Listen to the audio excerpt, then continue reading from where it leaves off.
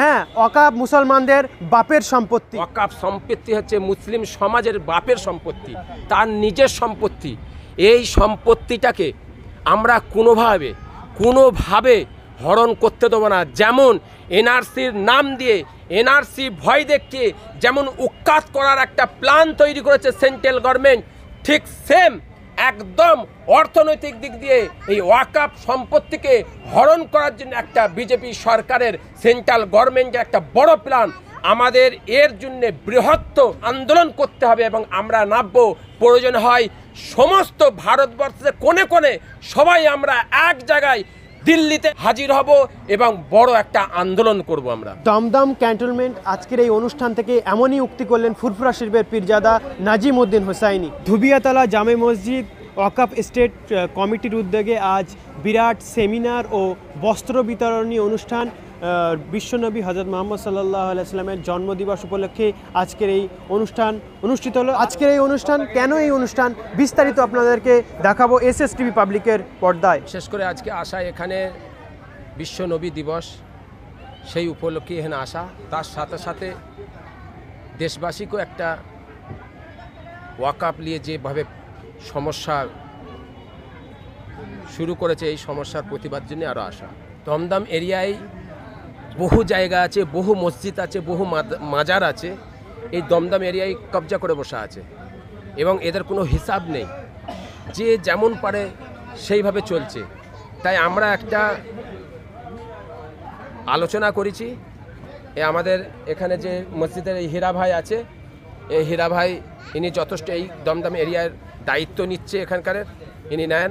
তো আমরা চিন্তা ভাবনা করেছি যে আমরা ওয়াকাফে যাব, ববিদার সাথে আলোচনা করব, আমাদের জাস্টিস মুন্সি আপনার শহীদুল্লাহ সাহেবের সাথে আলোচনা করব, করে আমরা একটা কমিটি করব যাতে সুষ্ঠুভাবে আমাদের ইসলামিক সম্পত্তি, এই সম্পত্তি আমাদের কারণ নাই, এটা অসহায় গরিবদের সম্পত্তি, এই সম্পত্তিকে লুটে পুড়ে খাচ্ছে।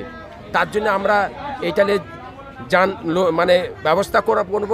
প্রয়োজন হয় আমরা মুখ্যমন্ত্রীর সাথে আলোচনা করবো এই ব্যাপারে। এইটা শুধু দমদম বলে নয়, আরও অনেক জায়গা আছে যেই জায়গাগুলোতে এইভাবে মানে কিছু মানুষ ঢুকে গিয়ে সম্পত্তিকে ওয়াকাফের নাম দিয়ে লুটে পুড়ে খাচ্ছে। তার জন্য এইগুলো পরিস্থিতি, যেই পরিস্থিতিতে সেন্ট্রাল গভর্নমেন্টের একটা মানে দৃষ্টান্ত, একটা নোংরা চোখ পড়েছে এই সম্পত্তির ওপরে পুনরায়, যেটা আমরা সেন্ট্রাল গভর্নমেন্টের ধারণা দেখে আমরা সেটাই বুঝতে পারছি। আজকে বিশ্ব নবী দিবস, এই উপলক্ষে আমাদের দমদম ধোবিয়াতলাতে যে মসজিদ, সেখানকার যে ওয়াকফ এস্টেট আছে তাদের পক্ষ থেকে একটা আলোচনা চক্র আর গরিবদের বস্ত্র বিতরণ হচ্ছে। এখানে এসে আমি খুব আনন্দিত।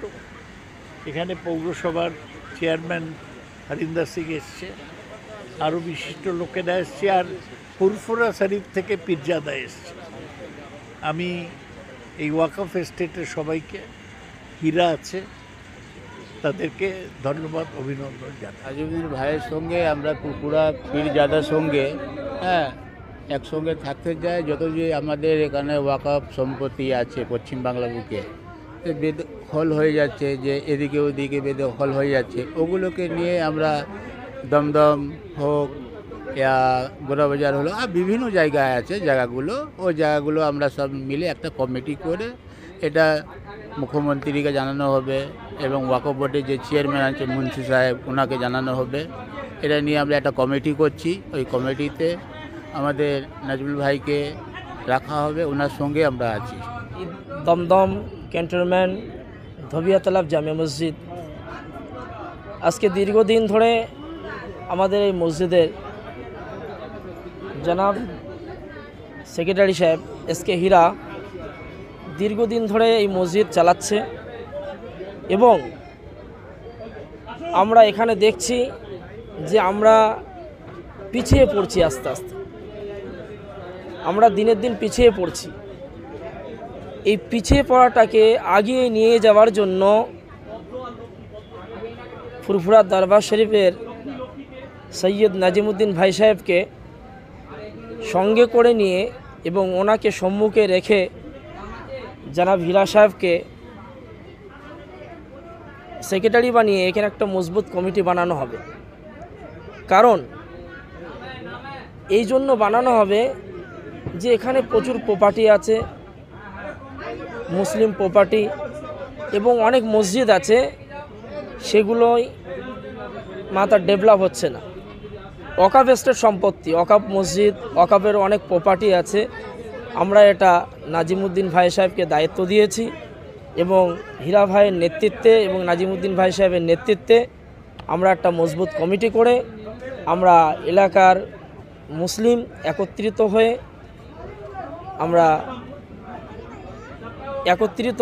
এলাকার মুসলিম আমরা একত্রিত হয়ে আমরা সমাজকে এগিয়ে নিয়ে যাব।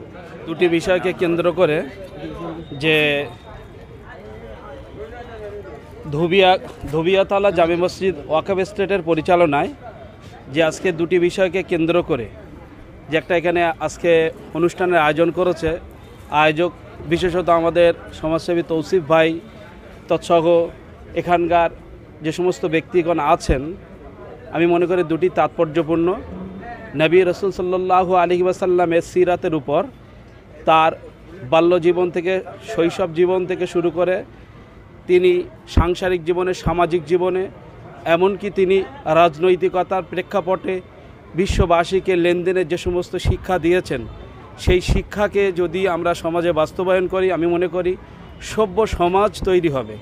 আর বর্তমান যুগসন্ধিক্ষণে বড় বড় যে আমরা এই মুহূর্তে অসুবিধা ফিল করছি, যেমন নারী সুরক্ষা, বিশ্ব উষ্ণায়ন, রাসূল সাল্লাল্লাহু সাল্লামের জীবনীতে 1400 বছর আগে সুন্দর করে তিনি দেখিয়ে দিয়েছেন, সেগুলো ফুটিয়ে তোলার জন্য এই আজকে উৎসব, যে আজকে যে এক অনুষ্ঠানের আয়োজন করেছে তৌসিফ ভাই সহ ওদের নেতৃত্বে, আমি মনে করি তাৎপর্যপূর্ণ বর্তমান সময়ে।